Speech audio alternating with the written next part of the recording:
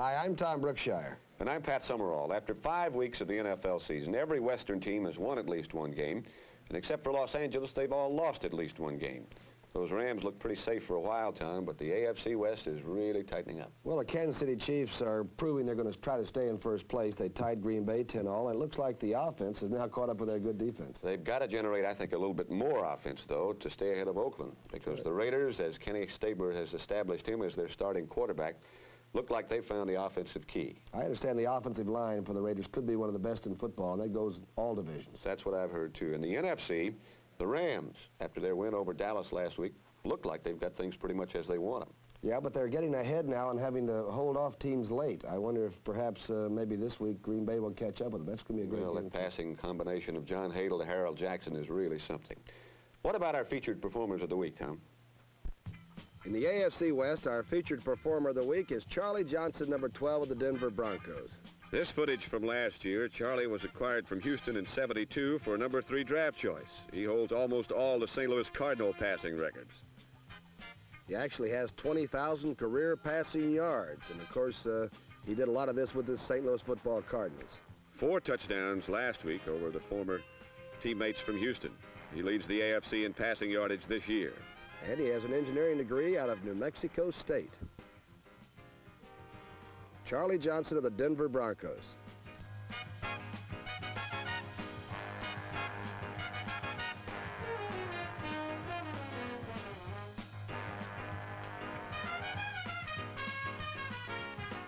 In the NFC West, our featured performers of the week again are John Hadl, number 21, and Harold Jackson, number 29 of the Los Angeles Rams. This footage from this year's first 4 games, and what a day they had last week. 4 touchdowns, the two combined for against the Dallas Cowboys. Did you ever believe that 4 TD passes would go over that Dallas defense? But Harold Jackson made it possible. Jackson has 8 touchdowns. Hadl has 12.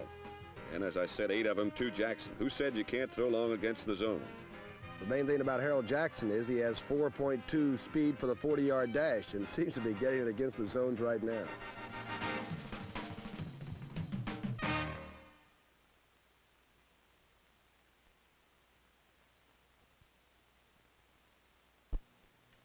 Those New Orleans Saints sure seem to have it in for anybody from the NFC Central Division.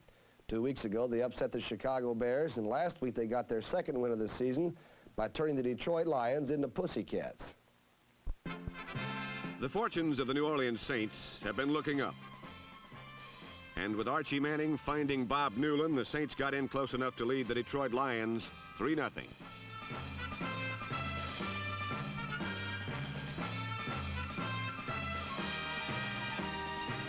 However, Greg Landry brought the Lions right back into good position on this hookup with Charlie Sanders, his great tight end, and the game was tied at 3.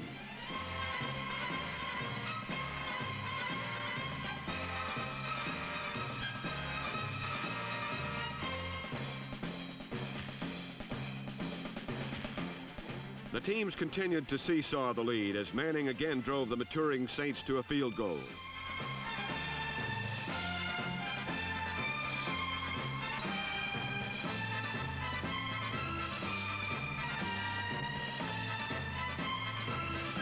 But the Lions were tired of 3-pointers, so Altie Taylor raced around left end to the Saints' 33-yard line.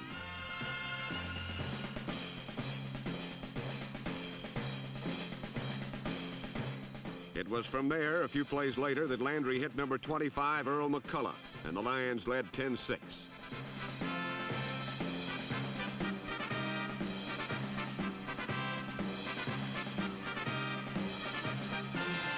Back came the Saints and Archie to number 86, Jubilee Dunbar.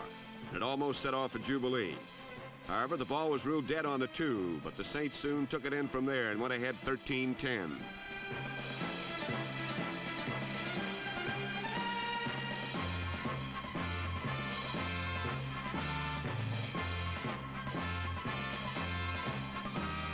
Detroit came back to tie, but in the end, Archie and the Saints rolled for another short score at the finish of a good drive as they made it 2 in a row by whipping the Lions 20-13.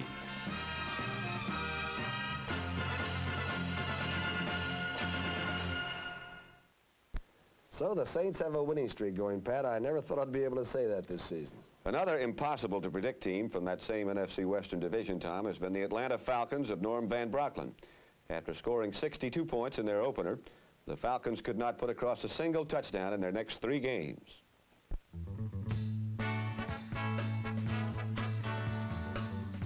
For the Falcon faithful, it looked like another gruesome Sunday, as a scoreless first period was quickly followed by a Chicago Bear touchdown. Number 26, Carl Garrett, not only scored and spiked, but he also awarded blocking guard Bob Newton a rare chance for a lineman spike.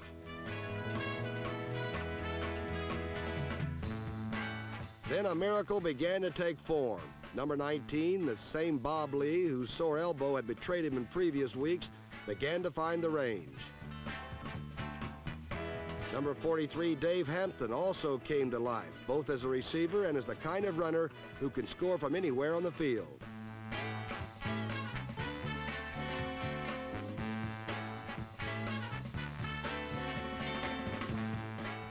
Hampton's touchdown was Atlanta's first in 13 quarters, but on this particular day, it was only to be the beginning. On the next play, Nick Mickemeyer kicked off, and once again, Carl Garrett was on center stage for the Bears.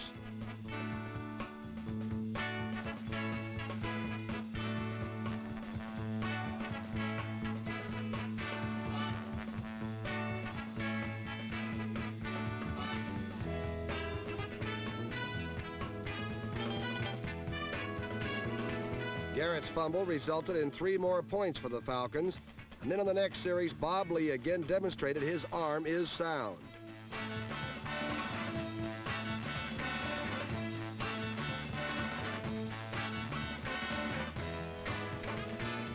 Ken Burroughs' easy touchdown made it 17-6 at the half, Atlanta. In the third period, Bob Lee came out bombing.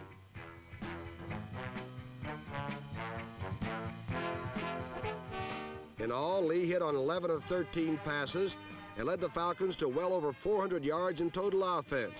And after a while, a touchdown was so commonplace, it was not even worth a celebration.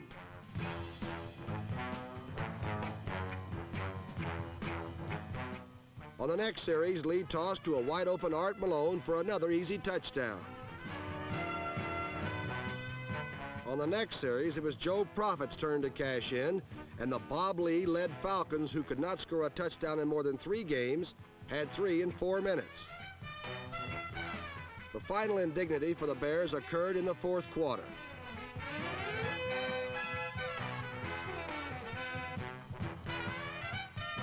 Van Brocklin's Birds ran Gibron's Bears right out of Atlanta Stadium. As the Dutchman said after the game, "We looked like a football team today." That they did, but they'll have to do it more than once a month to keep their fans happy.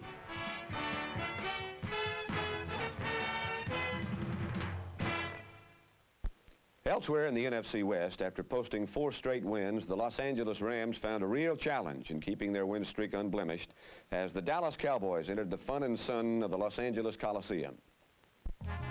Things grow well in the warm climate of Southern California, and in the climate of the Los Angeles Coliseum, the Los Angeles Rams have grown into a certified contender.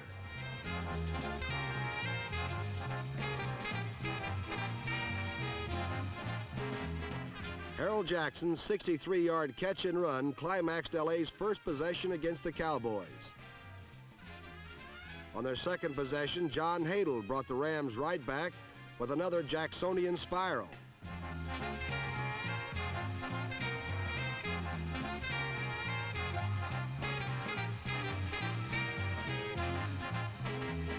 Veteran cornerback Mel Renfro brought Dallas back, intercepting John Hadle's first misfire of the season.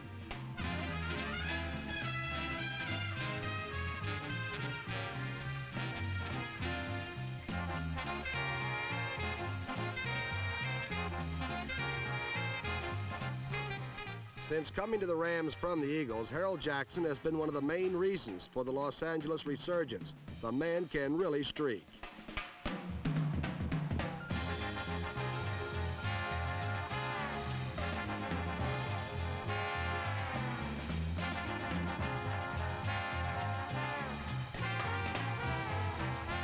Jackson's third touchdown upped the LA lead to 14 points. But the never-say-die Cowboys, under the command of Jolly Roger Staubach, came sailing back.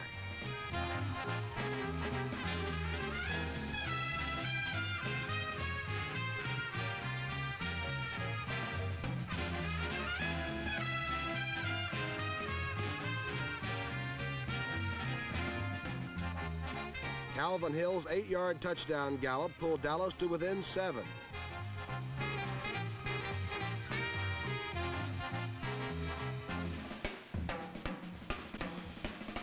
Pressure from Larry Brooks and Fred Dreyer forced Staubach to fire off target.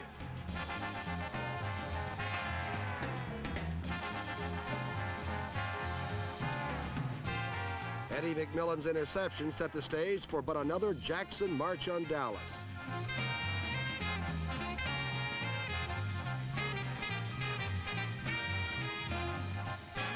Los Angeles led at halftime 34-14.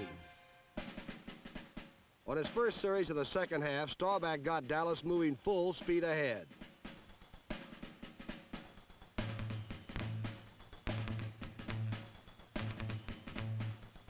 The former Heisman Trophy winner from Navy split the Rams secondary for 6, hitting Otto Stowe.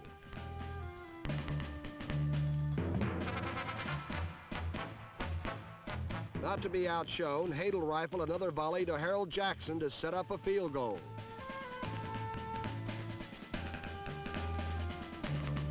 For the afternoon, Harold Jackson caught 7 passes for 238 yards and 4 touchdowns, which for some receivers would be a good season. Dallas's famed multiple offense took on the look of a short-circuited computer, as no computer readout could ever have dreamed up this near incomplete misconception.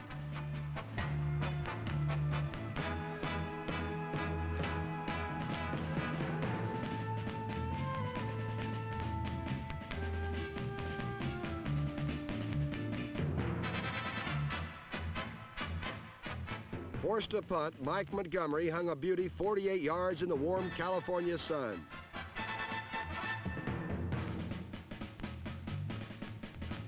Jim Bertelson's fumble was recovered by Jim Arneson of the Cowboys as the third quarter ended.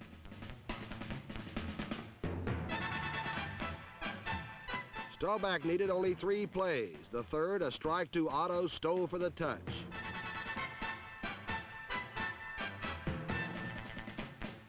Dallas closed the gap to 6 points on a field goal and appeared on the move late in the fourth quarter.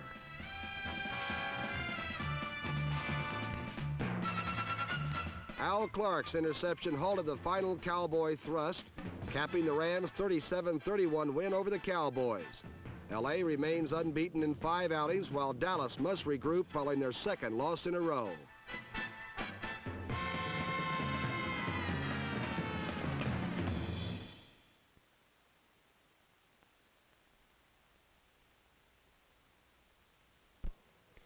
When the Broncos played the Oilers last weekend, it was homecoming for Denver's quarterback Charlie Johnson, who not only lives in Houston during the offseason, but was once an Oiler himself. Pat, he may hang up his hat in Houston, but when they blew the whistle in the Astrodome last Sunday, he was 100% pure Denver Bronco. There's nothing glamorous about playing quarterback in Houston,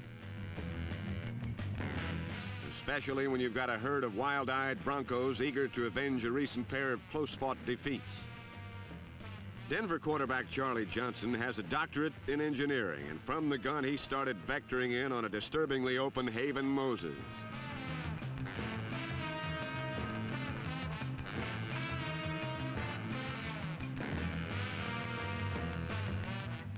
But behind the get-tough leadership of Pastorini, the Oilers began to execute.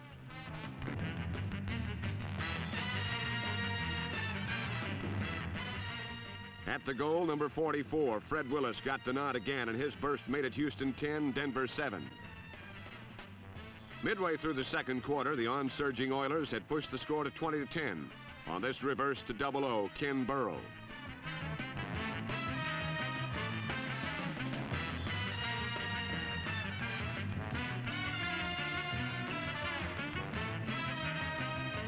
Burrow rejoiced with a highly individualized spike.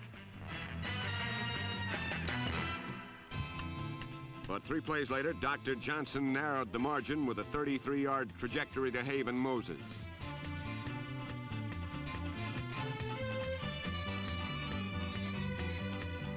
Minutes later, the Broncos were rampaging again, this time on a reverse to Floyd Little.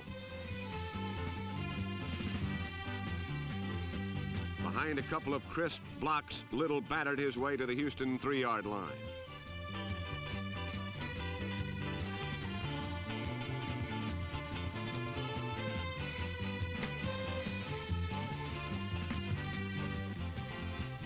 From there, Johnson registered his 3rd TD pass to Haven Moses to recapture the lead from the erupting Oilers at the half.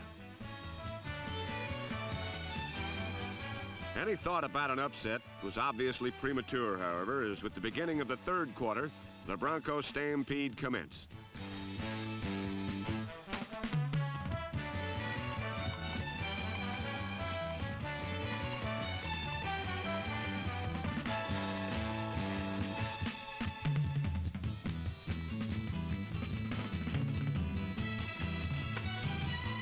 Number 36, Billy Thompson, put 6 points on the board for the defense with this 57-yard return. And the defense rejoiced with a highly individualized Lyle Alzado spike.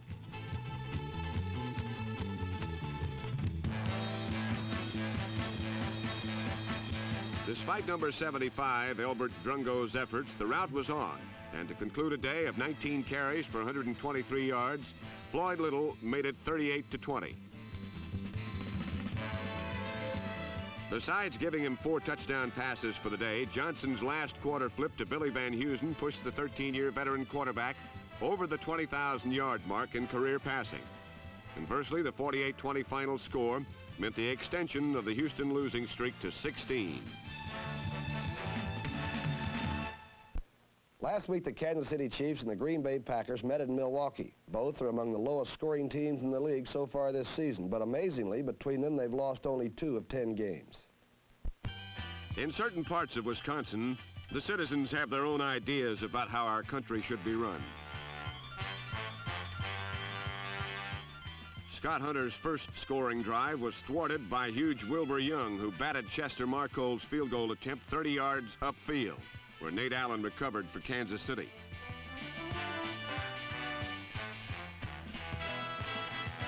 The Chiefs jumped on the break when Lynn Dawson sent the flow to his left and then threw right to the tallest target in the league, 6 foot 10 inch Morris Stroud, number 88.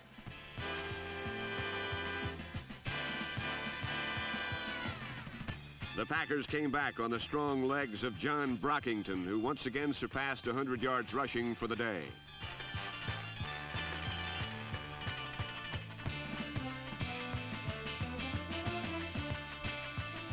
When Scott Hunter was shaken up, number 12 left-hander Jim Delgazo replaced him and set up a perfect corner pattern to wide receiver John Staggers, number 22.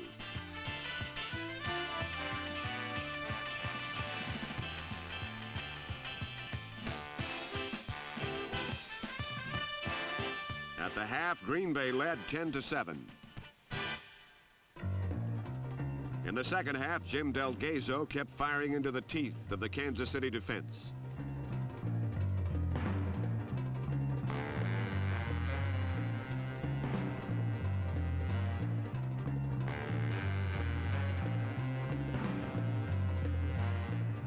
Delgazo completed 6 of 12 attempts, but every time he seemed to have a promising drive going, disaster would strike.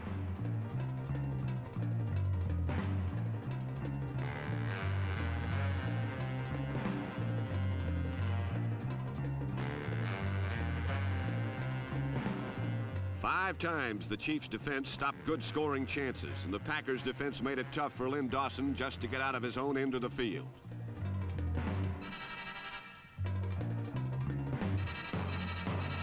Young men with names from across the sea were called upon for the crucial 3-point plays.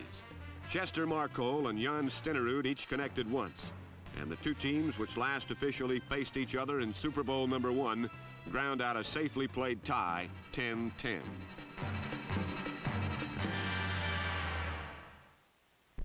Last week against San Diego, the Oakland Raiders ran up their highest point total of the season. They look like they're well again on offense, Pat. Yes, they do, Tom. And while they've started to find some of that old scoring flash, they may also have found a new starting quarterback.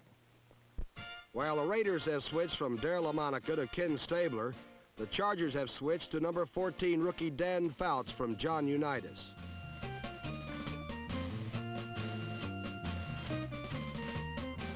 Last week in the early going, Fouts to number 81 Ron Holiday began some razzle-dazzle explosives.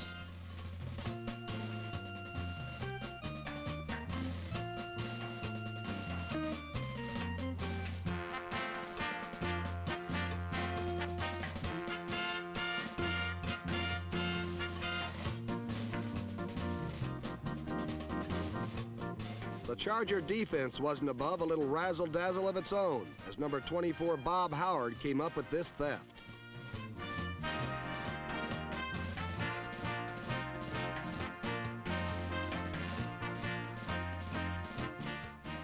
Then Fouts' toss and go to number 37 Sid Edwards looked like a touchdown.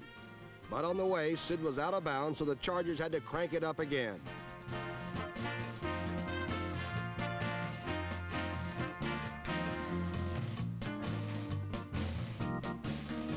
This time, Fouts went to number 86, Jim Thaxton, and San Diego led 10-6.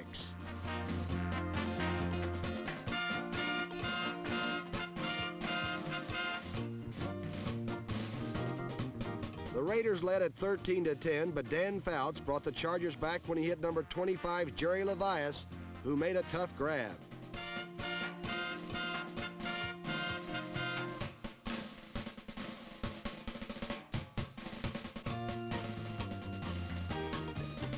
A replay shows just how hard Jerry had to fight to get possession of the ball, and the San Diego 17-13 lead.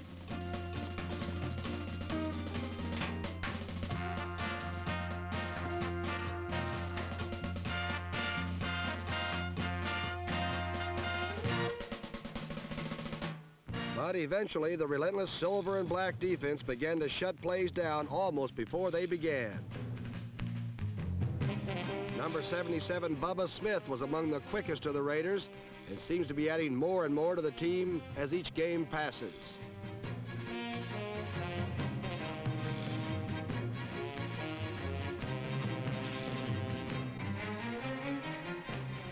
Although Fouts kept going for the Raider goal, the silver and black had decided that he was through for the day.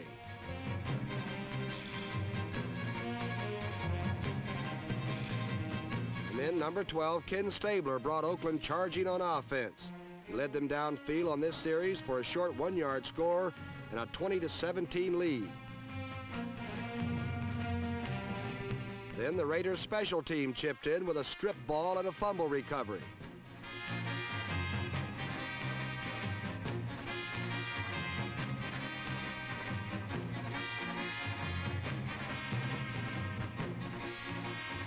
A good play fake, a good pass to number 88, Bob Moore, and the Raiders had victory number 3 by a score 27-17.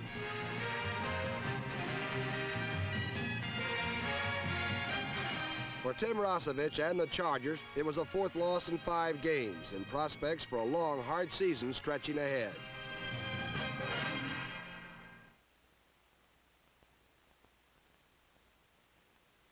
We'll be right back with the second half of This Week in Pro Football following station identification.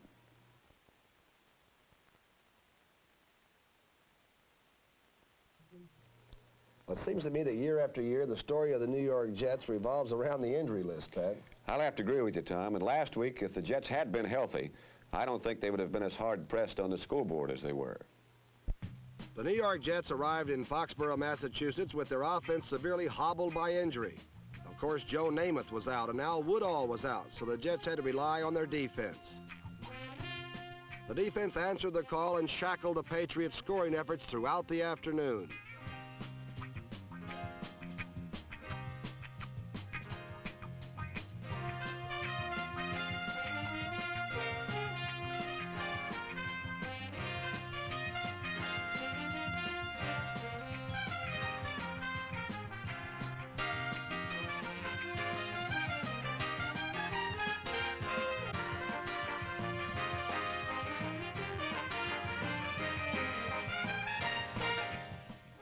Billy John Tarver, number 36, was able to make a dent in the New York forward wall, but it didn't lead to anything of consequence.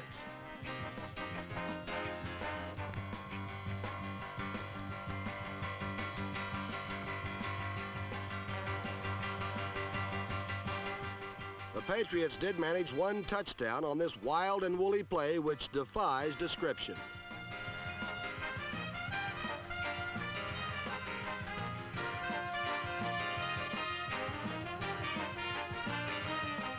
Suffice to say that number 55, Will Foster, recovered the ball and New England led 7-6. But then Jet running back John Riggins, number 44, took over. A rejuvenated Riggins went for 132 yards on 28 carries and looks like the spark the Jets offense needs badly.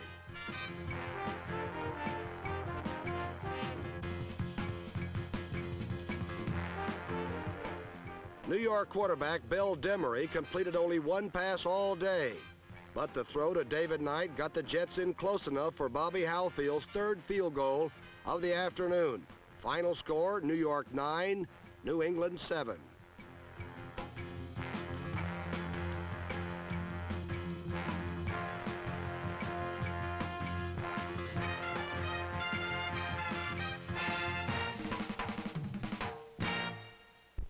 In the last 16 quarters previous to last week, the Buffalo Bills had scored only once against the Baltimore Colts. That's a lot of O's, Pat, but after last week, the Colts would like to forget all about O's, especially when there's a J after them. The Buffalo Bills barged into their new rich stadium as cohabitants of first place in the AFC East Division. Much of their success this season is due to a man they call Juice, who is having a super season, and the Colts were primed to stop Orenthal James Orange Juice Simpson, number 32.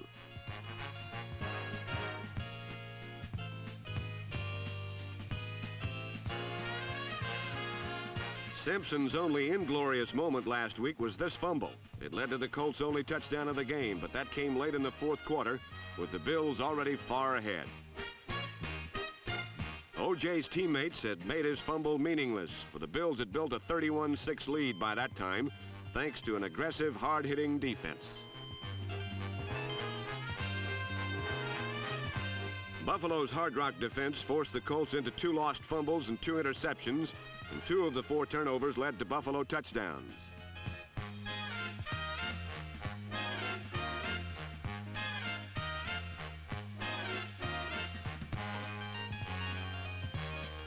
Dwight Harrison's interception and fumble lateral to Ken Stone set up a short touchdown run by quarterback Joe Ferguson.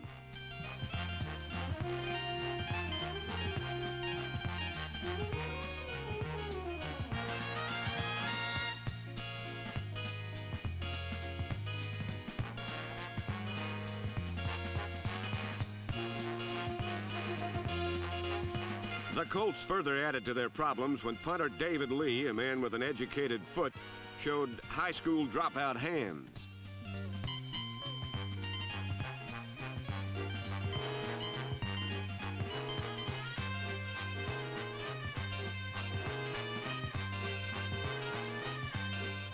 Tony Green's recovery of Lee's fumble set up Buffalo on the Colt 35-yard line, and Ferguson moved the Bills in for the touchdown, hitting running back Larry Watkins with a 10-yard strike.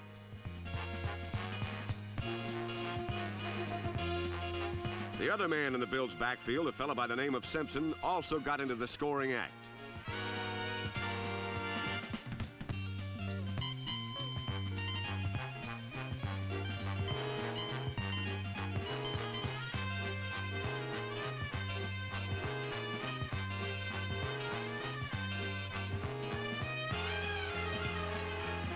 Simpson's 78-yard touchdown run rounded out an afternoon of 22 carries for 166 yards and 2 touchdowns. It brought his season rushing total to over 800 yards in only 5 games, a performance that has helped the Bills to a 4-1 record and a tie with the Dolphins for first place in the AFC East.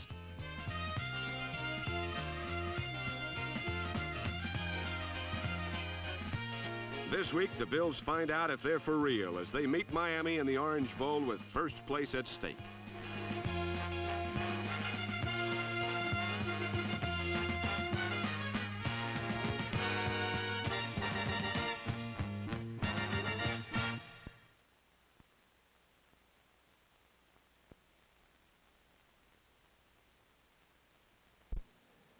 After losing a crucial AFC struggle with the Cleveland Browns week before last, the Cincinnati Bengals stood on a bridge over troubled waters when facing the undefeated Pittsburgh Steelers last week. This bridge over quiet waters leads to Cincinnati's Riverfront Stadium, where the men of steel from Pittsburgh found torrents of trouble in the person of the Cincinnati Bengals' roiled-up defense.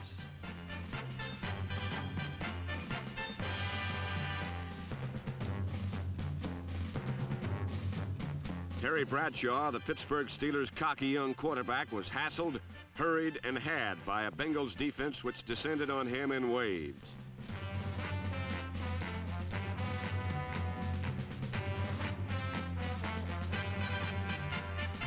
And when the Steelers did manage to look something like a penthouse team, pressure from the Bengals' rush forced them to make the kind of mistakes which characterize a basement dweller.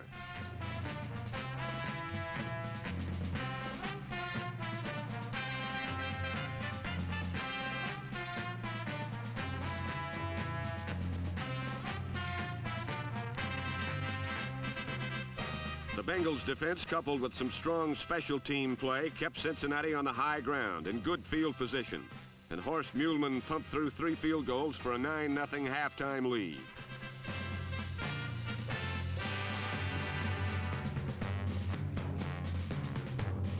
Beginning the third quarter, the Bengals drove 97 yards in 18 plays with number 35, Boobie Clark, punching out the key tough yards, as Cincinnati ate up 10 minutes and 48 seconds on their way to Boobie Clark's 3-yard touchdown run and a 16-0 advantage.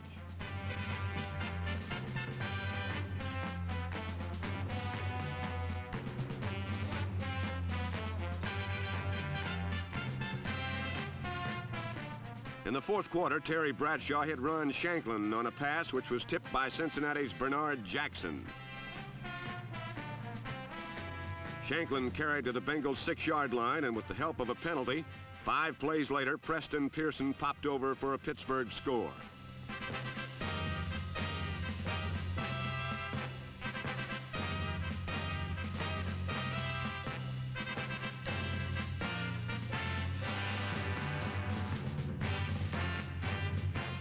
But time had run out on the Pittsburgh Steelers' win streak, and the AFC Central was once again a 3-dog fight as Cincinnati posted a crucial 19-7 victory over the Pittsburgh Steelers. While the Steelers dropped from the ranks of the unbeaten, Pat, the Minnesota Vikings put their win streak on the line against the San Francisco 49ers. Right, Tom, and knowing you have to play errorless ball to beat the Purple Gang, the 49ers hoped the home advantage of Candlestick Park would offset the consistent Viking onslaught.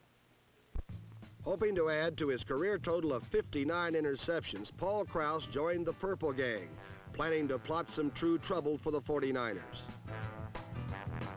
San Francisco countered with a troublemaker of their own in number 11, Steve Spurrier. However, the 49ers got themselves in trouble on only the 3rd play of the game.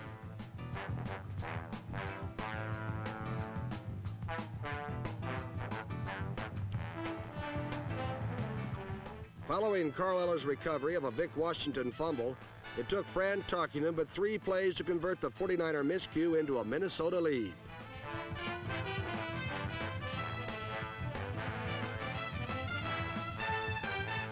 San Francisco came right back on the aging legs of Ken Willard, number 40.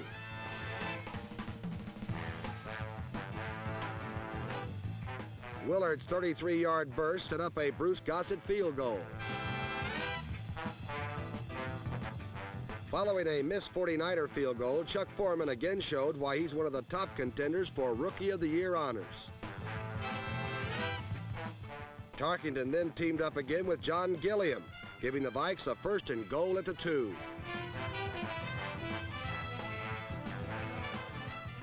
Foreman capped the 80-yard march with a short leap for a 14-6 halftime lead.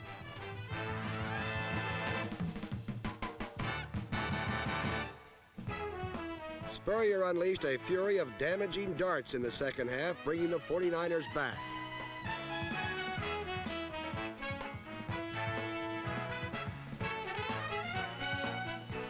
Despite a blinding blitz, Spurrier's pitch and prayer still found Willard, closing the score to 14-13.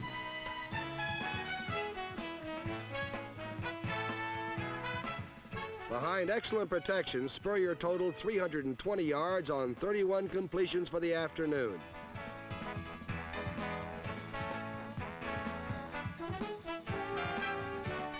Carl Eller's deflection and Paul Krause's interception halted a possible San Francisco go-ahead drive. In the final minutes, Spurrier again found Minnesota's Paul Krause too deceptive as the 10-year veteran took his 61st career interception. The 24-yard return set up a Fred Cox field goal, and the Vikings led 17-13. On the final play of the game, San Francisco dug deep into the old backyard playbook.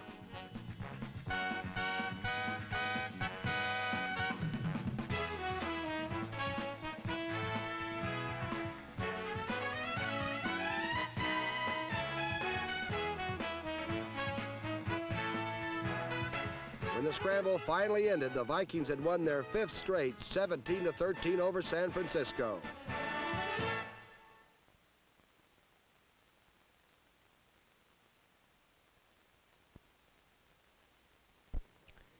In the second week of the season, the Philadelphia Eagles were tied by the Giants just as time ran out. In the fourth week, the Eagles lost to the Bills by virtue of a missed field goal from short range, again as time ran out. Last week against the Cardinals, the game was once more decided on the last play. But in this case, the results were different for Philadelphia.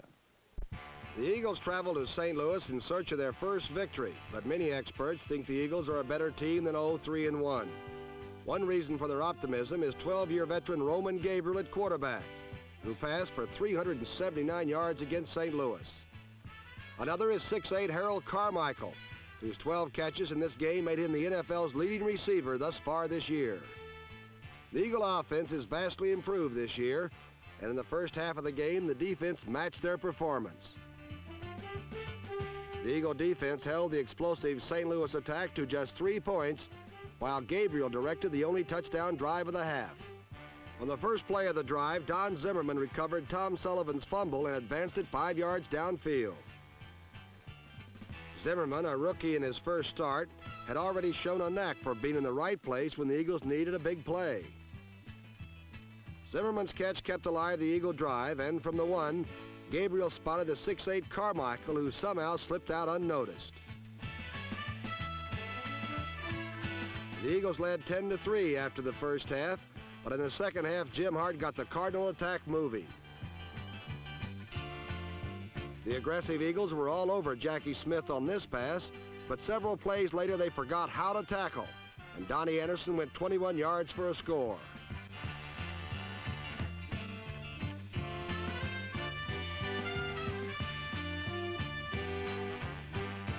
St. Louis's first touchdown gave them a lift, and Hart then began seeking out wide receiver Ahmad Rashad.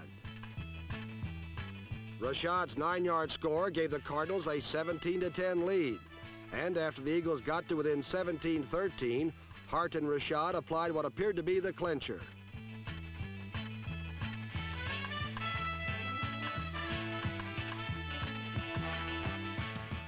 The Cardinals led 24-13 with less than 5 minutes to play. But as he has had to do in almost every game this season, Gabriel was up to the task of bringing the Eagles back. Carmichael was his chief weapon. First, Carmichael showed great hands and then strong legs.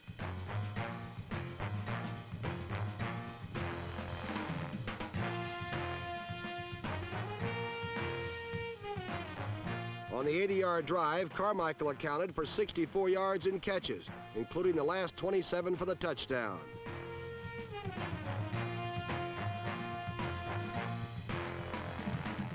The Eagles now trailed by 4, but less than 2 minutes remained, and an onside kick was their only chance.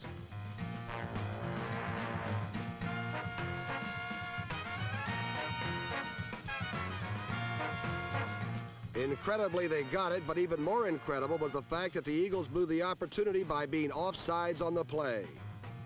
The Eagles had to use all their timeouts on the Cardinals' possession, and so made their last-ditch drive from 56 yards away with 51 seconds left and no timeouts remaining.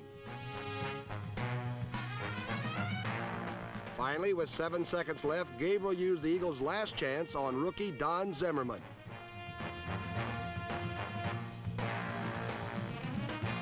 Zimmerman's catch and second effort touchdown completed a comeback of 14 points in less than 2 minutes.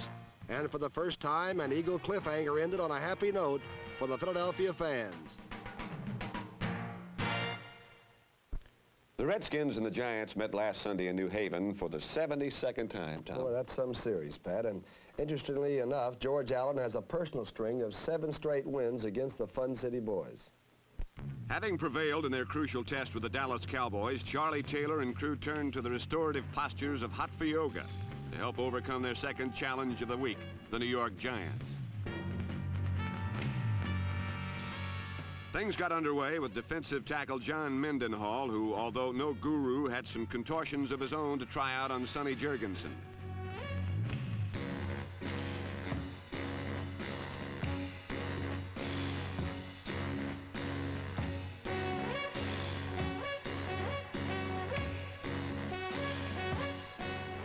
With the Skins' rushing offense rated 13th in the league, the Giants knew what to watch for, and sure enough, Willie Williams, number 41, intercepted Jurgensen twice.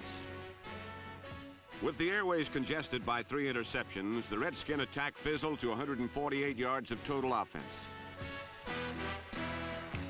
Fortunately for the Skins, the Giants have not been what you call your explosive ball club either. By the half, could only muster enough offense to be close at 7-3.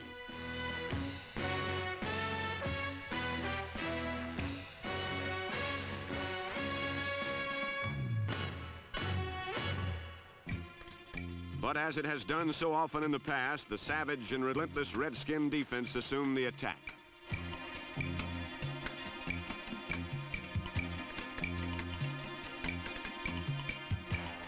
Four times, Norm Snead's probes into the Redskin secondary were picked off.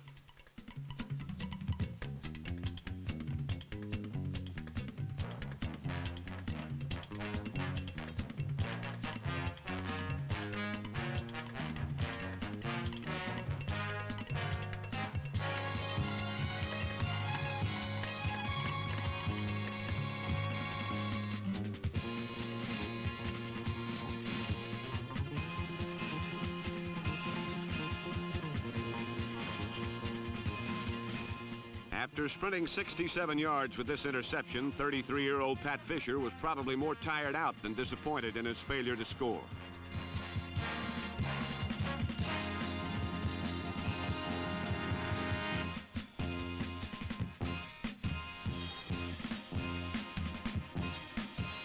Five plays later, Jurgensen called on Larry Brown from the 4, and the workhorse back got 6 points the real hard way.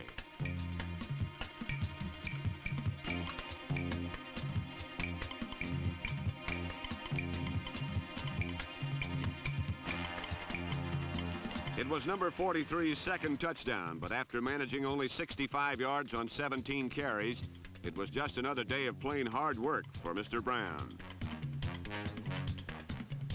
The defense took matters into their own hands for the final tally when linebacker Dave Robinson returned this Norm Snead pass to round out a 21-13 victory over the Giants and give the Redskins undisputed claim to first place in the NFC East.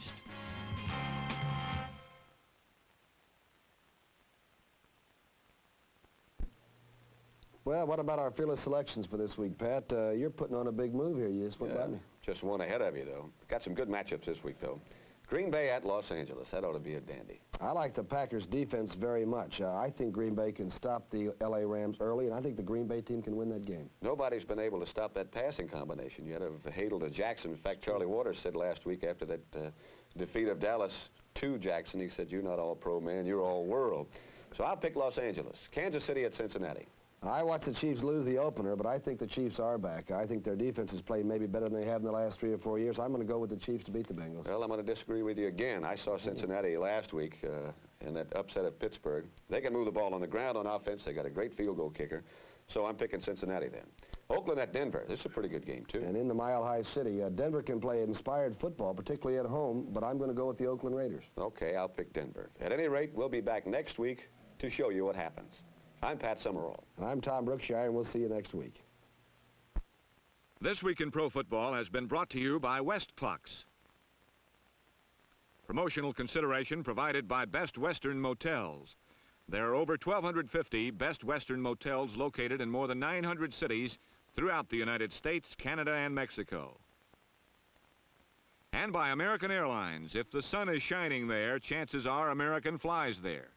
From the Caribbean to California to the South Pacific, American Airlines to the good life.